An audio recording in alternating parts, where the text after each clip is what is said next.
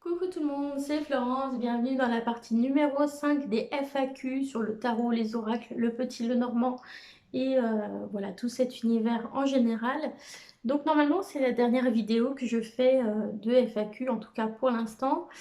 Alors voici la première question, quel est mon tirage favori?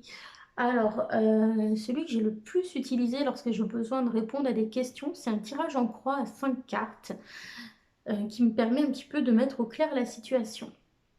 Donc, je vais commencer par une carte qui va être à gauche de la croix, où je vais mettre les choses qui vont en ma faveur, qui vont apporter l'aide par rapport à ma question, qui va venir soutenir ce que je désire. À gauche, pardon, à droite de la croix, je vais mettre plutôt ce qui va venir faire obstacle, ce qui va venir freiner les choses, ce qui peut être négatif, etc. Ensuite, en haut de la croix, je vais mettre l'énergie principale à prendre en compte par rapport à ma question. En bas de la croix, je vais mettre l'issue probable, telle que, bah, voilà, par rapport aux choses telles qu'elles sont en ce moment. Et puis au centre, ça va être une carte qui représente un petit peu l'état actuel des choses. Donc voilà, ça c'est un tirage que j'aime beaucoup, que j'ai beaucoup utilisé et je trouve bien pratique. Il marche sur pas mal de situations, pas mal de questions. En plus, il n'y a pas trop de cartes. Donc quand on est débutant, c'est pas non plus trop long à exploiter. C'est beaucoup moins loin à exploiter qu'une croix celtique par exemple où vous avez 10 cartes, quoi. Voilà. Euh, voilà. Ensuite,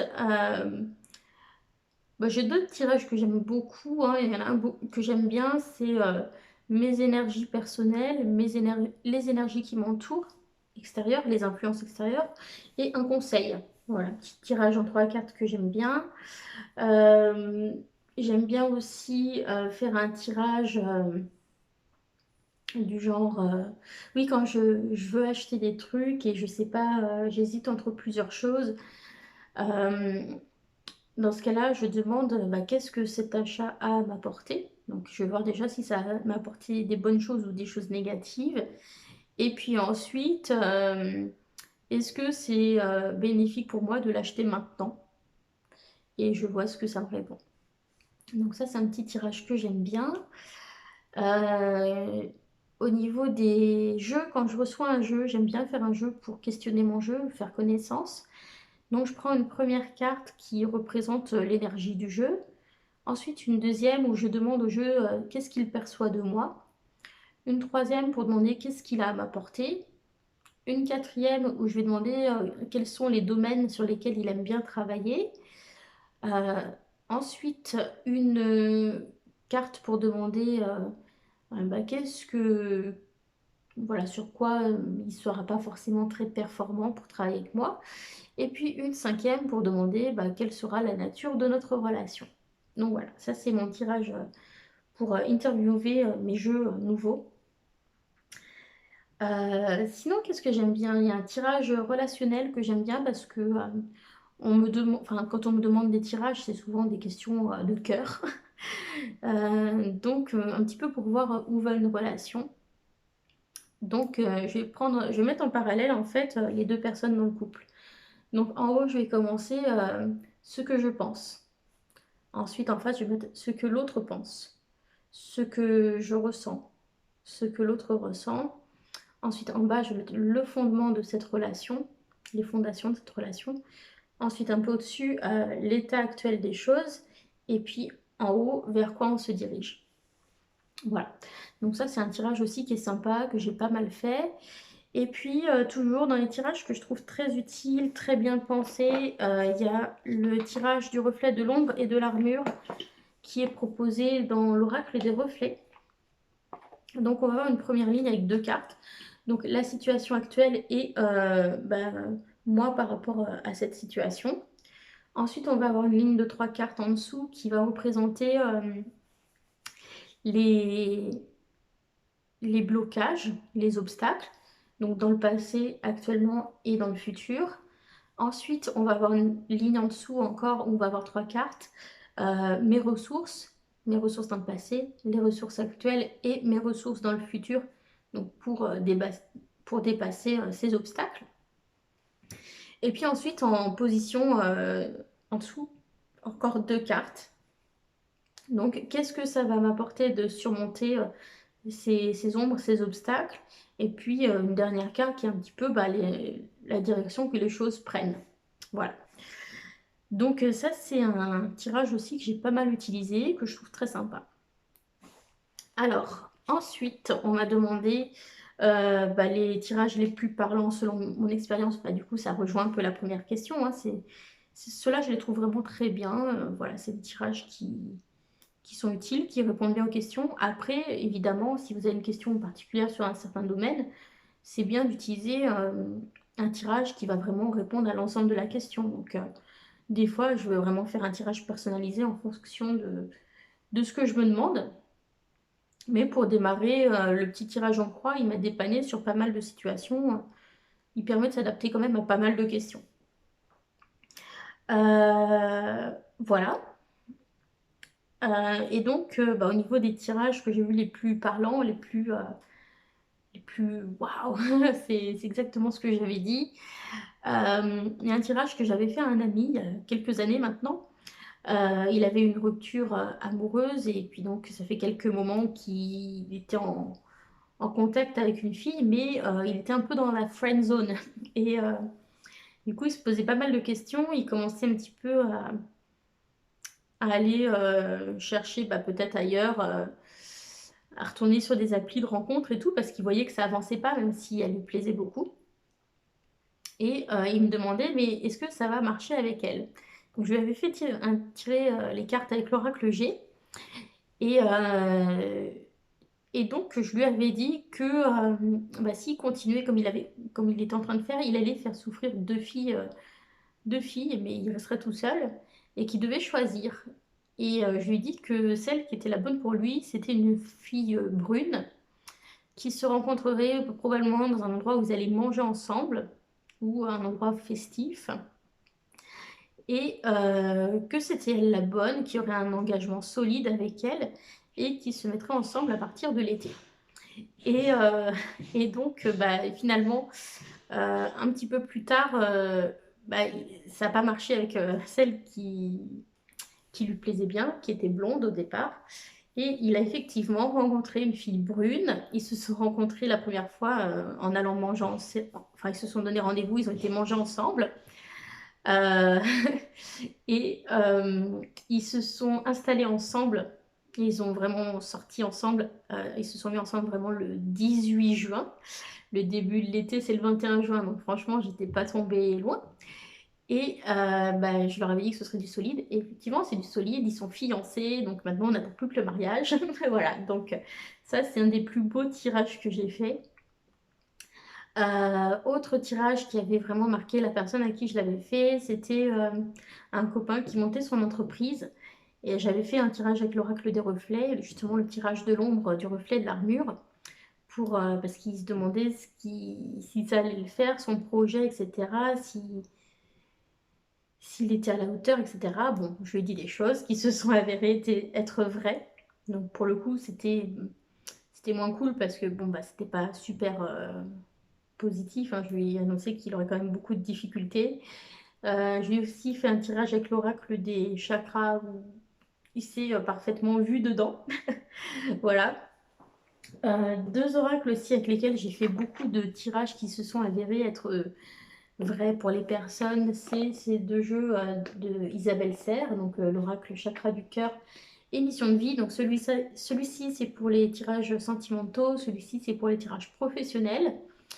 À chaque fois, les gens me disent que ça leur parle à fond. Celui-ci, je l'ai beaucoup utilisé pour mon mari. À chaque fois, ça lui parle. Je l'ai aussi utilisé pour moi. À chaque fois, j'ai les mêmes cartes qui sortent. Et oui, je sais ce que tu me dis. J'en ai conscience. Après, le problème, c'est qu'il ne me donne pas de clés pour avancer par rapport à cette prise de conscience. C'est pas toujours facile de changer de voix. Mais en tout cas, voilà, des messages assez justes. Et récemment, j'ai fait un tirage à Sabrina, la chaîne Sabrina Passion des Oracles, avec celui-ci. Comme ça, le soir, tranquille, on discutait. Et voilà, elle a trouvé que c'était vachement parlant aussi. Du coup, elle a commandé le jeu. Voilà, donc Voilà, je le redis, la qualité de ces jeux, c'est pas forcément les graphismes parce qu'ils sont pas. Enfin, c'est joli, mais c'est pas hyper intuitif. C'est vraiment le livret d'accompagnement qui fait tout, hein. Voilà, donc ça, c'est au niveau des tirages qui m'ont beaucoup, enfin, qui m'ont beaucoup parlé parce que, et beaucoup marqué. Et puis, un qui m'a marqué aussi personnellement, c'est un lien que j'ai fait avec mon oracle des défunts, donc qui s'appelle Message de l'au-delà.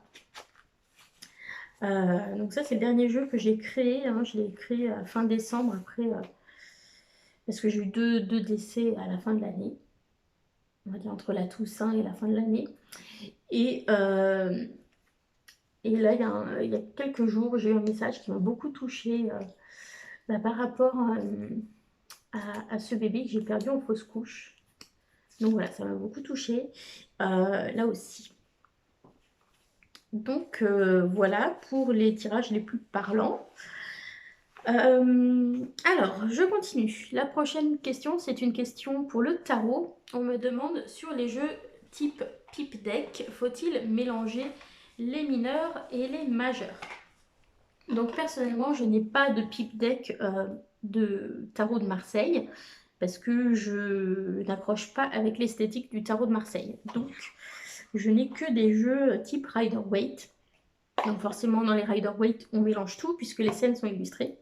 Mais j'ai quand même quelques jeux qui suivent le Rider, mais qui sont semi-illustrés, comme par exemple le Tarot of Trees de Dana O'Driscoll. Et donc voilà, on a ce que j'appelle des mineurs semi-illustrés, c'est-à-dire que voilà, on a une scène, alors ça c'est le majeur. Voilà, par exemple, là c'est le 10 de bâton, voilà, c'est semi-illustré. Mais je trouve qu'il se passe quand même quelque chose dedans. Vous voyez, c'est pas tout à fait comme les mineurs du Marseille. Voilà, mais ça reste ce qu'on appelle un pipe deck. Donc, dans ce cas-là, bon, je vais essayer, moi, de grappiller ce que je peux du peu d'illustration qu'il peut y avoir autour, de l'ambiance de la carte, quand c'est possible. Et sinon, tout simplement, je les utilise quand même, je les mélange quand même au reste, parce que je vais me baser sur le système. C'est-à-dire que je m'appuie sur ce que les différentes suites peuvent représenter et sur ce que la progression numérologique indique. Donc dans ce cas-là, je vais faire des sortes de combinaisons, d'associations des deux et ça va me donner le message de la carte.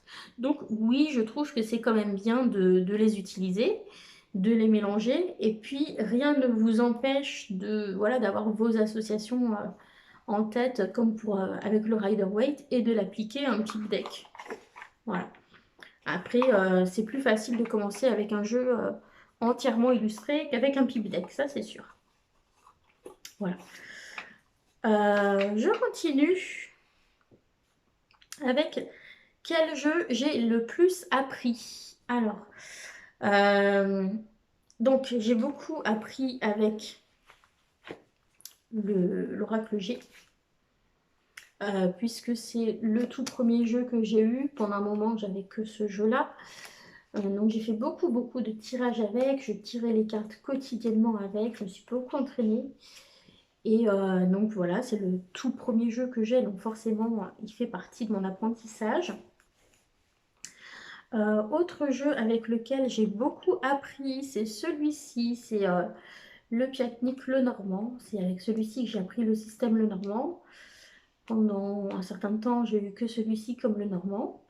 Ça m'a aussi pas mal permis de comprendre bon nombre d'oracles, puisque beaucoup d'oracles s'inspirent de différentes sources. Ils vont prendre un petit peu de Béline, un petit peu de tarot, un petit peu le normand, un petit peu de ci, un peu de ça. Vous voyez, ils font un petit peu leur petit marché partout et pour arriver à un oracle.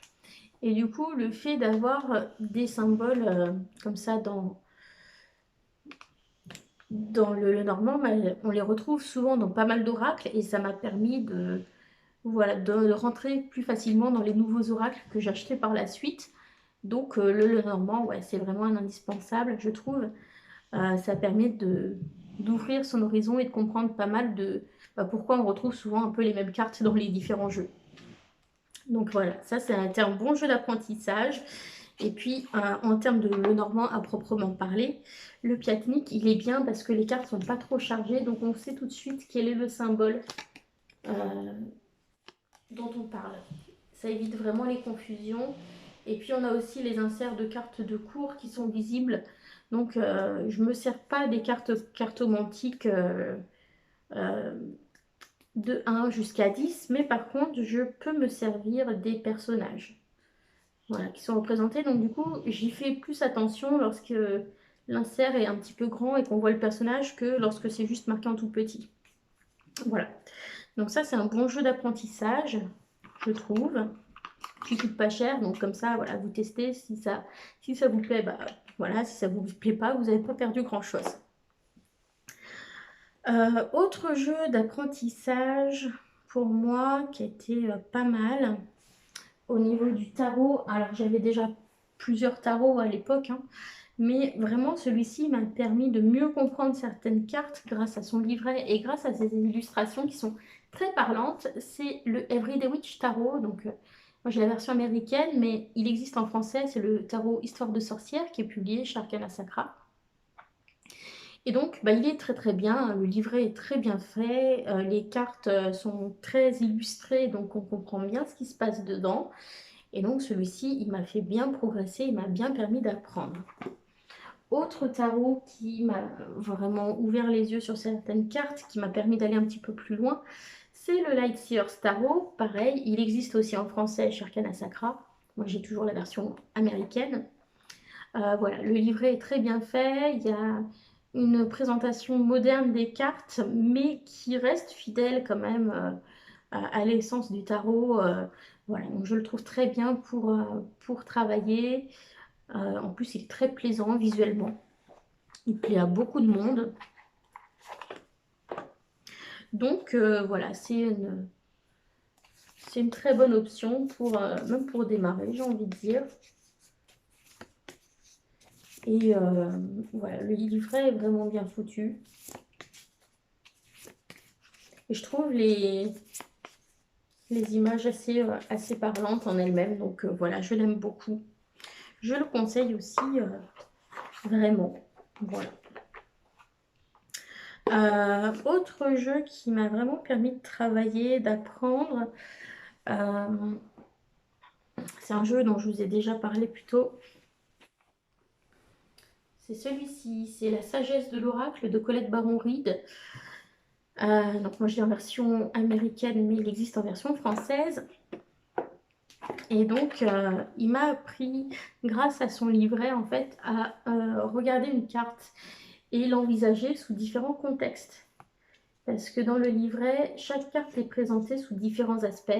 Donc un aspect général, un aspect sentimental, un aspect professionnel ou financier et un message de protection. Et du coup, pourtant c'est la même illustration, mais je trouve ça intéressant parce que ça montre vraiment comment on peut travailler avec ces cartes. Et bah, du coup, après, j'ai commencé à faire ça avec mes autres jeux. Vous voyez, à plus les prendre uniquement sous un seul aspect. Donc voilà, je trouve que c'était enrichissant de passer par ce livret. Et puis, les cartes ont un côté un petit peu onirique, voilà, où il faut écouter un petit peu son intuition pour voir ce qui se passe. Et du coup, c'est un jeu qui m'a aidé à prendre confiance pour laisser aller mon intuition et développer mon intuition. Voilà, donc ça, c'est les jeux, je pense, qui m'ont le plus fait apprendre et fait avancer. Hop, hop, hop, oui, je regarde, oui. Allez. Alors, les chaînes ou les comptes Instagram que je recommande pour apprendre. Alors, je pense que ça va pas être d'une grande aide pour beaucoup de monde parce que beaucoup de ressources que je vais utiliser sont en anglais. Je suis prof d'anglais dans la vie de tous les jours, donc du coup, c'est vrai que pendant un moment, il y avait plus de ressources en anglais qu'en français, donc je me suis naturellement dirigée vers ça. Donc, pour moi, la chaîne la plus riche, c'est vraiment la chaîne The Truth in the Story, la chaîne de Kelly Fitzgerald. Je la trouve vraiment très très bien. C'est une personne qui utilise beaucoup de choses différentes, qui utilise les cartes, les runes, enfin plein de choses depuis déjà de très nombreuses années. C'est quelqu'un qui utilise donc le tarot, les oracles, les cartes à jouer en cartomancie traditionnelle, le keeper, le normand, les oghams, les runes du futark, les charmes, enfin voilà, les choses à jeter quoi. Elle utilise vraiment plein de choses et, euh, et donc ça m'a vraiment beaucoup apporté de regarder ces vidéos parce qu'à chaque fois elle décortiquait dans ses unboxings toutes les cartes pour aller voir tous les petits symboles, comment on peut interpréter telle carte ou telle carte et ça m'a vraiment beaucoup apporté. Voilà. Et c'est aussi quelqu'un qui s'appuie beaucoup sur le système du tarot pour travailler le tarot. Donc par exemple, bah, le 1 ça va être telle chose, le 2 telle chose, le 3 c'est l'expansion, etc. Bon, bref, elle a sa manière à elle de voir les choses, mais voilà, j'ai trouvé ça très enrichissant à regarder. Pour le normand, les chaînes d'Elvira Voyance, de Solveig Guir et de Alexandre Musruc. Euh, Également, bah, du coup, bon, moi je m'en suis pas servi pour apprendre parce qu'on a commencé à peu près en même temps, mais il y a aussi Sabrina, Passion des oracles, avec qui je m'entends très bien, qui a fait des choses sur le tarot, qui a fait des choses sur le petit Lenormand. Donc voilà, je vous invite à aller voir ce qu'elle a fait. Moi, sur ma chaîne, j'ai fait une vidéo sur les 78 arcanes du tarot. Bon, c'est vraiment pour démarrer, hein. Quelques mots-clés pour chaque carte, mais ça permet de se lancer. J'ai mis de temps en temps quelques vidéos aussi sur le petit Lenormand. Sur l'oracle G, j'ai mis des choses aussi sur des idées de tirage sur ma chaîne. Donc voilà, je vous invite à chercher, à les fouiller un petit peu dans mes anciennes vidéos. Voilà.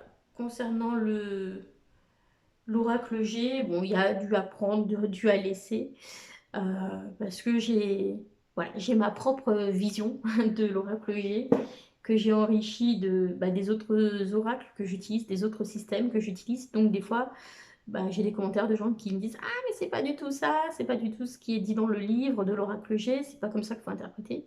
Je dis: «Oui, mais moi, c'est comme ça que je le vois. Donc, si moi je le vois comme ça, c'est comme ça que le jeu communique avec moi.» Donc, chacun sa manière de lire, chacun sa manière d'interpréter. Ce qu'ils disent est peut-être tout aussi valable que ce que je dis moi. Voilà. Bon, bref. Euh, voilà. On continue. Et oui, et du coup, sur les comptes Instagram, il y a Papote et Lunaison qui fait des petits challenges, des fois Poudlard, etc. Donc c'est sous forme de petits lives, hein, avec des. Voilà, ça permet de s'entraîner, faire des tirages. Euh, Après, en ressources, pour apprendre les cartes, il y a aussi le compte d'Emmanuel IG qui s'appelle Les mots-clés. Euh, tout ne correspond pas forcément à ma manière de voir les cartes, mais bon, c'est quand même intéressant. D'ailleurs, elle a fait un coffret qui s'appelle 78 méthodes de tirage, qui est très bien. Voilà, voilà. Si vous cherchez des idées de tirage, il y a un compte, mais c'est en anglais, mais je le trouve bien, c'est plutôt orienté psychologique. Ça s'appelle The Tarot Diagnosis. Donc, Tarot Diagnosis, un diagnostic tarot, en gros. Voilà. Voilà pour les comptes que je recommande. Alors, certains jeux peuvent-ils me mettre dans un bad mood? On m'a demandé ça. Euh, c'est- non, pas vraiment, parce que les jeux que j'ai, je les achète pas au hasard. Je prends le temps de regarder une présentation avant pour savoir si c'est quelque chose qui peut me plaire, qui peut me parler. Donc, c'est rare qu'un jeu me mette pas bien. Euh, Après, effectivement, l'oracle de la triade, l'imagerie est un peu dure, un peu sombre, un peu mystérieuse et obscure aussi parce qu'il y a beaucoup de symbolisme. Donc, c'est pas qu'il va me mettre dans un bad mood, mais il va être assez direct, assez froid, je trouve, dans la manière dont il délivre les messages. Donc, peut-être chez certaines personnes, ça peut être un petit peu difficile à encaisser. Mais c'était un jeu que j'utilisais beaucoup avec l'Oracle G quand j'étais en période, je faisais mes fives et tout ça. Et quand j'avais tous les mois, donc je posais la même question, hein, est-ce que cette fois-ci ça va marcher? Est-ce que cette fois-ci je vais tomber enceinte? Et donc j'avais 3 cartes, quand elles ressortaient, enfin non, quelques-unes, hein.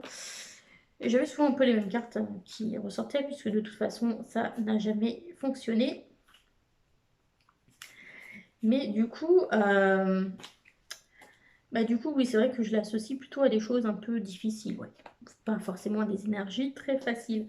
Mais ça vient aussi du moment où je l'ai utilisé, quoi. Donc j'essaie de retrouver une carte pour vous dire de quoi je parle. Mais oui, celui-ci, il m'a jamais dit de trucs faux à ce sujet, hein. Il m'a jamais dit que ça allait marcher alors que ça marchait pas. D'ailleurs, ça a été le plus juste pour là-dessus, hein, parce que justement, peut-être il est pas trop... Parce que peut-être il est un petit peu plus dur que d'autres jeux. Mais, euh, mais voilà, par exemple, quand j'avais cette carte-là, vous voyez, on a la coupe avec du sang, on a du sang ici, puis mon sacrifice, bon, ça, c'est que ça n'avait pas marché. La mort, évidemment, non, c'est que c'était fini, ça n'avait pas marché. Épreuve, épreuve, c'est que ça marchait pas. Et la foudre, vous voyez, ça, on dirait comme des petits vaisseaux de sang aussi, quelque chose d'un peu dur. Donc, c'était que ça marchait pas. Et on en a aussi, mais je ne l'ai pas retrouvé. Peut-être que c'était dans la boîte, je ne sais rien. La carte de la coupe. Il y a une coupe brisée. Ah non, la coupe brisée, c'est dans... Non, la coupe brisée, c'est dans l'oracle G. Mais voilà, avec la coupe brisée, c'était pareil. La flûte de champagne brisée. On a le côté coupant, qui dit coupant dit sang. Peut-être la coupe elle brisée parce qu'on l'a laissé tomber parce qu'on était déçus. Enfin, voilà. C'est des cartes, du coup, que j'associais à l'échec, hein, pour moi. Donc oui, celui-ci, c'est un jeu qui n'a pas été très facile. Il est sans complaisance. Mais de là à dire qu'il me met dans un bad mood, non. J'ai pas de jeu qui me met dans un bad mood. Mais c'est vrai il met, voilà, il met pas de gants, quoi, pour répondre, on va dire. Alors, meilleure et pire expérience cartomancie. Alors, dans mes meilleures expériences, donc il y a le tirage que je vous ai raconté, hein, pour mon ami où du coup je lui ai prédit qu'il allait rencontrer la femme de sa vie, sa chérie. Voilà, ça j'étais contente de lui avoir fait cette belle prédiction qui s'est réalisée. Euh, Dans les bonnes expériences cartomancie aussi, récemment, il y a eu le fait de créer mes propres jeux, de les éditer et même de voir que ça avait des retours positifs, que ça plaisait aux gens, que les gens les commandent et m'envoient leurs photos en me disant regarde, j'ai reçu ton jeu. Je fais ça y est, mon jeu, il est chez quelqu'un, il est dans les mains de quelqu'un, ça m'a fait trop plaisir. Donc voilà, j'ai créé 3 jeux en fin d'année, donc le lien est dans la barre d'infos. Donc j'ai créé celui-ci qui s'appelle Ma boîte à tirage, qui permet de concevoir ses tirages et de savoir sur quoi se focaliser pour poser par exemple sa question du jour. Voilà. Donc celui-ci, j'ai fait... Donc celui-ci, voilà, je l'ai fait en... Là, il y en a un que j'avais commencé plus tôt, je l'avais commencé au mois de juin et je l'ai finalisé fin décembre. Donc c'est mon tarot qui s'appelle le Dreams of the Past Tarot, qui ressemble à ça, que j'ai fait à partir d'œuvres d'art anciennes. Donc voilà, ça m'a pris beaucoup de temps pour tout sélectionner, mais j'ai fini par trouver des choses qui pour moi représentaient bien l'énergie de chaque carte et du coup je suis super contente du résultat naturellement. Donc voilà, c'est une petite fierté d'avoir réussi à faire un tarot. Donc forcément pour moi c'est une bonne expérience, même si que ce soit le jour où j'ai commencé à le faire ou le jour où je l'ai achevé, dans les deux cas ça a été lié à des moments qui n'étaient pas faciles à vivre pour moi. Mais malgré tout, je suis contente. Ça m'a fait du bien de créer ce tarot. Et puis, le dernier jeu que j'ai fait, c'était au mois de décembre, parce que j'ai eu deux deuils dans la fin de l'année. Et donc, j'avais besoin de m'exprimer, de faire des choses là-dessus. Et donc, j'ai fait ce petit jeu format poker, donc message de l'au-delà. Et, et voilà, c'est un jeu qui m'a fait beaucoup de bien. Ça m'a fait beaucoup de bien de le créer, ça m'a libérée. Et donc, voilà, ça fait partie des expériences positives que j'ai avec la cartomancie. Et puis, la dernière chose que je mettrai, bah, c'est le contact et la communauté que je crée, hein, grâce à cet outil. Quand on rencontre quelqu'un qui partage cette passion qui est quand même pas forcément très commune et très assumée par beaucoup de monde, bah, ça fait plaisir de pouvoir en discuter avec des gens qui sont passionnés. Donc voilà, j'ai fait des belles rencontres dans des boutiques ésotériques. J'ai fait des belles rencontres aussi grâce à YouTube, notamment Sabrina, qui fait plein de bisous. Voilà, on s'est fait plein de challenges ensemble. C'est un petit peu mon binôme YouTube. Et ben, on s'envoie plein de messages dans la vraie vie. Voilà, on se parle en dehors de YouTube et on s'est même rencontrés en vrai. Donc voilà, grâce à YouTube, donc c'est quand même super cool, je trouve. Et, euh, et voilà, donc ça fait partie vraiment des belles expériences pour moi avec la cartomancie. Expérience négative, j'ai pas vraiment d'expérience négative, quoi. C'est juste que au début, bon, je faisais pas payer, hein, c'était des tirages que je faisais gratuitement aux gens, hein. Mais il y a une personne, oui, à qui j'ai fait un tirage et j'avais utilisé l'oracle du monde. Et il y a une carte, je l'ai vue plus positive que ce qu'elle était parce que je l'ai pas interprétée vraiment comme la position qu'elle occupait dans le tirage. Ce qui fait que je suis partie à l'inverse de ce que je devais dire à cette dame. Et donc, elle est revenue plusieurs fois vers moi pendant un certain temps me demander le tirage. Et je suis restée influencée par ce premier tirage, en fait, qui était erroné. Et du coup, bah voilà, j'ai pas vraiment pu l'aider avec mes tirages. Donc voilà, ça c'est un petit regret. Voilà, erreur de débutant, hein. On veut peut-être pas faire de peine aux gens. Et du coup, on va partir sur quelque chose qui est erroné. Bah non. Il faut dire les choses telles qu'elles sont, même si c'est pas agréable à entendre. C'est un petit peu comme quand on a des élèves, quand ils font des erreurs, qu'ils se trompent, bah, si on leur dit jamais qu'ils se trompent, ils vont continuer à faire les erreurs et progresseront pas. Bah là, c'est un peu pareil. Quand on demande un tirage, c'est pour pouvoir progresser, c'est pour pouvoir avancer dans sa vie. Donc si on vous dit pas ce qui va pas, bah, vous pouvez pas avancer. Donc voilà, ça c'est mon petit regret, c'est ma petite expérience un peu négative en cartomancie. Mais voilà, j'ai jamais eu de problème liés aux cartes, de trucs paranormaux qui font peur ou de trucs comme ça. Non, non, non. Voilà, c'est juste plutôt une déception, voilà, à ce moment-là, de ne pas avoir vu que je partais pas dans la bonne direction, que j'étais influencée par ce que j'avais envie de lui dire et que voilà, j'ai pas, je me suis trompée dans mon interprétation. Mais voilà, c'est tout. Alors, comment savoir si un jeu est bien pour toi et bien pour moi? C'est compliqué. Enfin, ce sera pas forcément la même réponse pour chacun, mais j'ai envie de dire,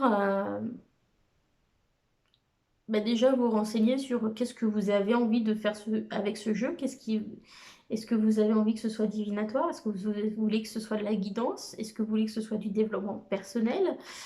Euh, donc déjà, bah, par rapport à ces trois domaines, est-ce que le jeu va bien dans la direction dont vous avez envie?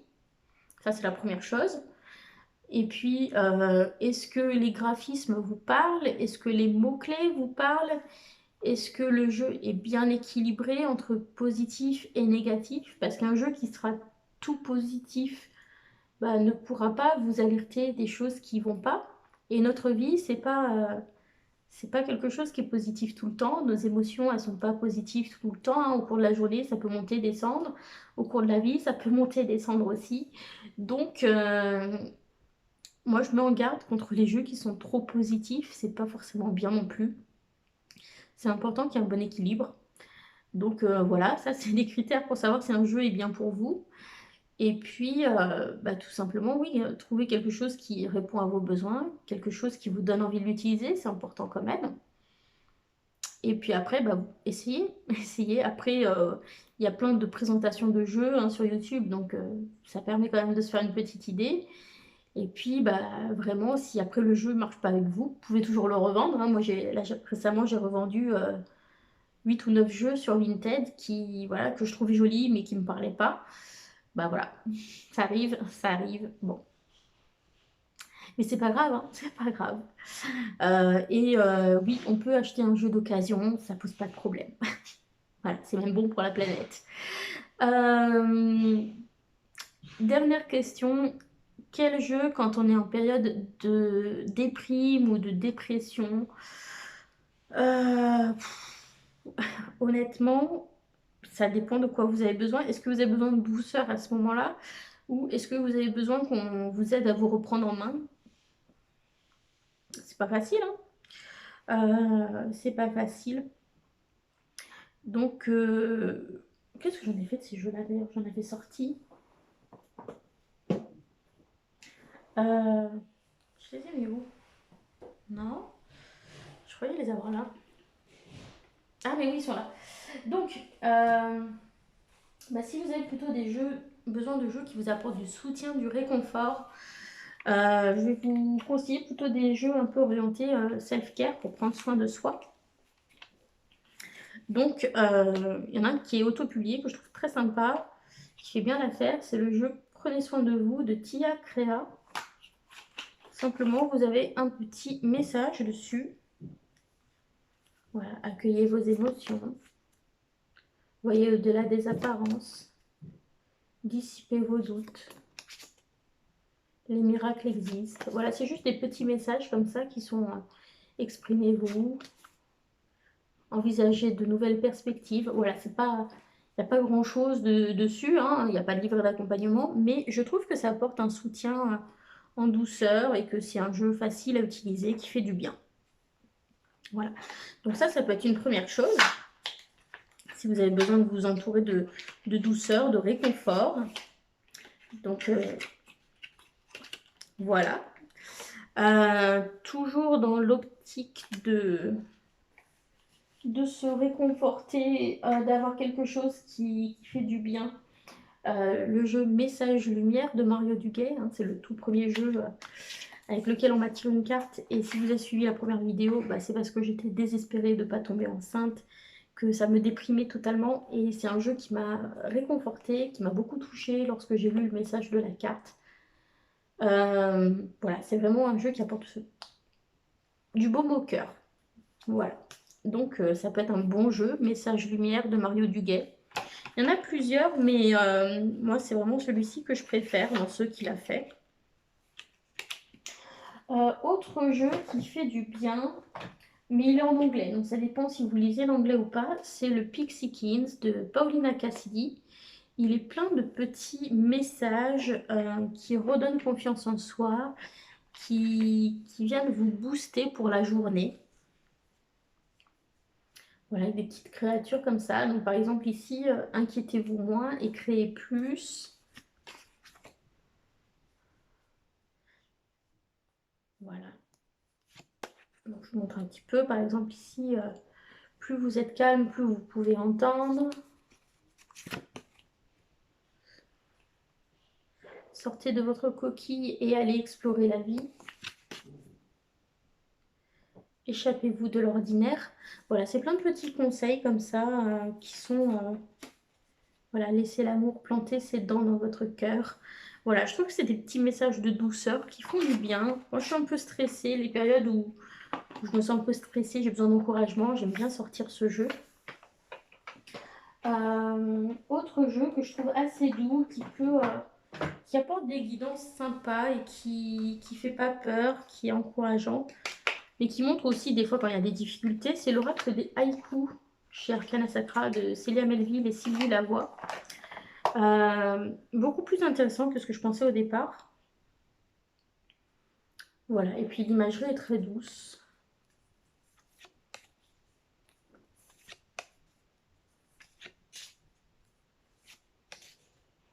Voilà, bon, il y a des choses comme ça, fermeture, hein, qui sont un peu plus négatives, mais c'est toujours présenté voilà, avec une certaine douceur quand même pour les choses un peu tristes. Voilà, c'est un très joli jeu. Et celui-ci fait du bien, il donne des belles guidances. Il n'est pas trop dur, tout en étant assez juste dans les messages qu'il délivre. Donc voilà, je le conseille. Si vous avez besoin de soutien aussi, celui-ci, l'oracle de Gaïa de Tony Carmine Salerno, je le trouve assez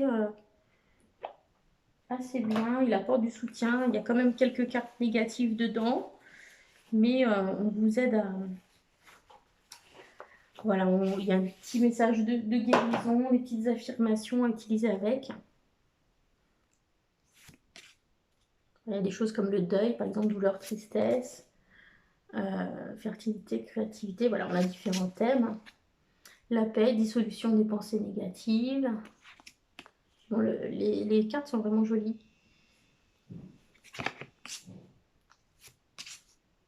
Voilà, donc ça c'est un jeu qui m'a fait du bien aussi au début, quand j'allais pas bien et que j'ai commencé à tirer les cartes.